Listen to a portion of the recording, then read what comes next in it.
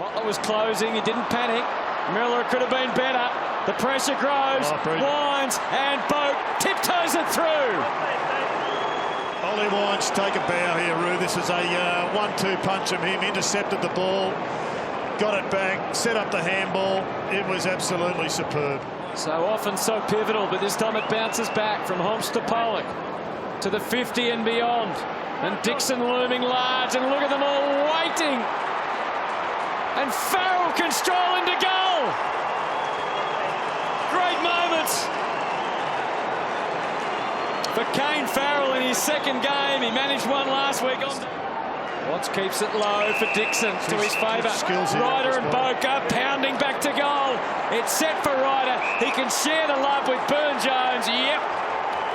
3 goals each at the Adelaide Oval. Exactly what I was talking about, boys. Plenty of space for Port Adelaide to run into their 450. Ryder, as we saw earlier, still maintaining that forward position, and that's an advantage. Oh, it's a massive advantage. A big leg up for Port. Gray, high for Ryder. Watts as it hits the ground. It hits the ground. Watts, Farrell for his second.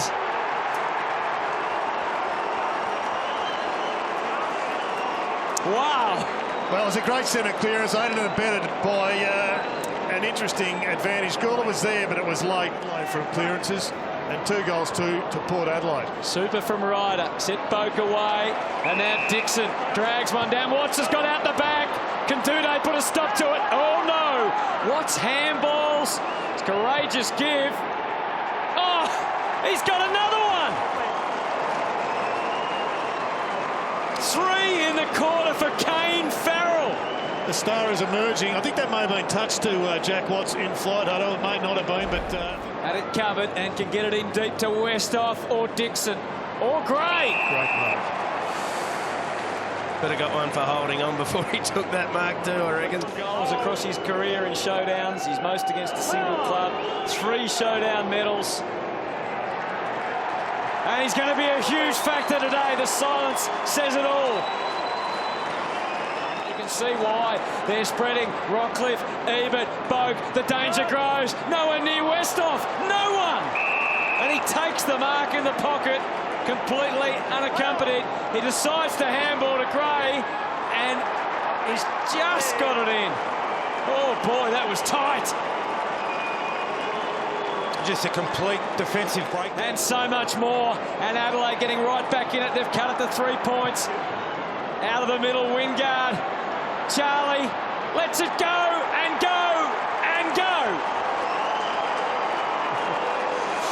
We'll give him the benefit of the doubt. Chad, it just seemed to be a bail kick to space or to the top of the square to give his forwards a chance, and felt like Charlie was going to be able to double back onto the footy and take a mark, but just eluded him, and luck's of fortune. They go again through Lynch, and then Crouch got out of his hands again.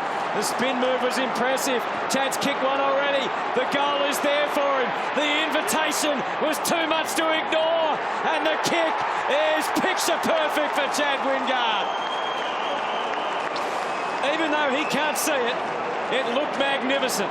Well, it's just a great finisher. Roo, you mentioned the cost of a fumble these days. Well, there. Well done, Keith, to wear one. Even better from Robbie Gray. Even better from Ebert. And now expectations rise.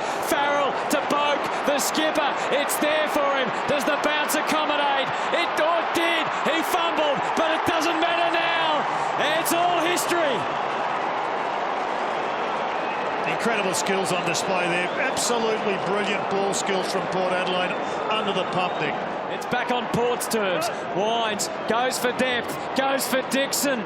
Dixon, they all crash down around him. Big Charlie, it's a big turning circle, but a left foot kick straight to absolute perfection. And the Chad has taken the mark. This for his 3rd. Fair to say he's not a favourite amongst the Crows, and their feeling about him now gets even stronger as he puts it through. His 3rd first blood for Port in this last quarter, and they lead by 7. Quickly taken, hands off to Pollock, guiding straight to Robbie. 50, I reckon. It has to be 50. Just a couple lapses there for the Crows. Just to really stun the crowd. Bang. Puts through their second of the turn. Finally hit the front. Let's see what happens from here. Power Pepper bangs it up. Boak being warned so closely, but he went to ground, Smith. And Boak, knowing that they have to reply, does just that. Even Robbie Gray taking the deep breaths to try and give himself the best chance to put Port back in front. Robbie Gray. Do not disturb. There's a genius at work. He's done it again. What a goal. How cool was that? This man early, Kane Farrell, kicked 3 goals in a startling opening term. He's handed it over to Robbie Gray now for something special. Again, making them look foolish. Kept the team in mind, centering ball. Motlop crouched there to defy, which he does successfully.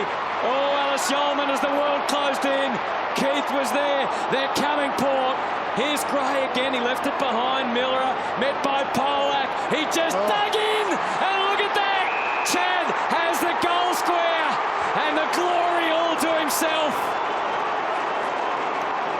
Well, that last 120 seconds from the absolute pure brilliance of Robbie Gray, just soccering the ball to himself, finally picking it up, centering the ball.